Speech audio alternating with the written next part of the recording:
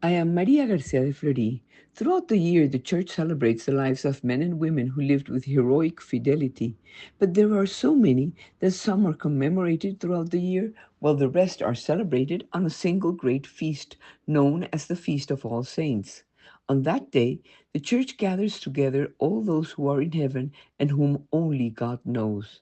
The saints are a great gift from God to the Church. They are examples for us of how to live imitating Christ in the great and small moments of life.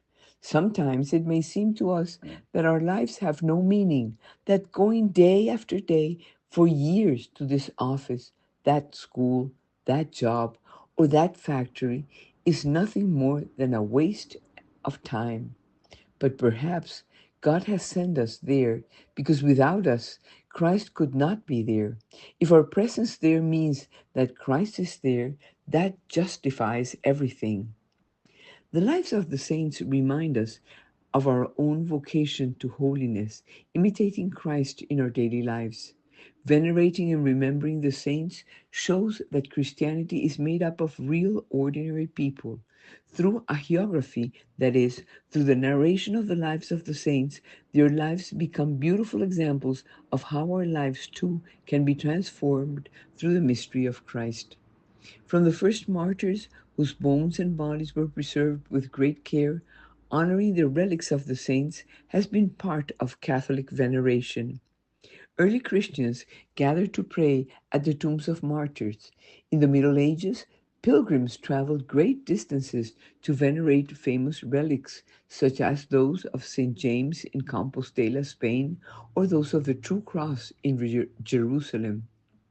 Relics reminds us that the stories we hear about these men and women who lived holy lives throughout history and across the world were that of real people.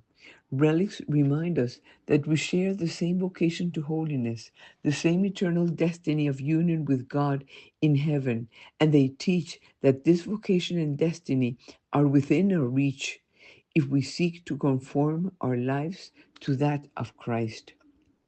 We have been born of God. We should know that saints because we can learn from them how to receive and live God's will, to love it, to act in accordance with it, and to use the power He has given us to become children of God. Here we are His adopted children, separated from heaven by life in the flesh. The part of us that God created in His image and likeness remains for a time in the body, and it is being tested. The saints went through many trials, knew how to ask for the help of God's grace, and overcame the difficulties. Now they are in glory, united with God the Father. Remember, friends, that wherever we are in life, God has sent us there because without us, Christ would not be there. God loves us before the creation of the world and planned for us to be with Him for eternity. But when sin throned this plan, God became man and gave Himself completely to provide the means for our perfection. The saints used them. The saints used the grace of God. We too must ask for the grace of God and use His grace because, like the saints, we know that with God we always win.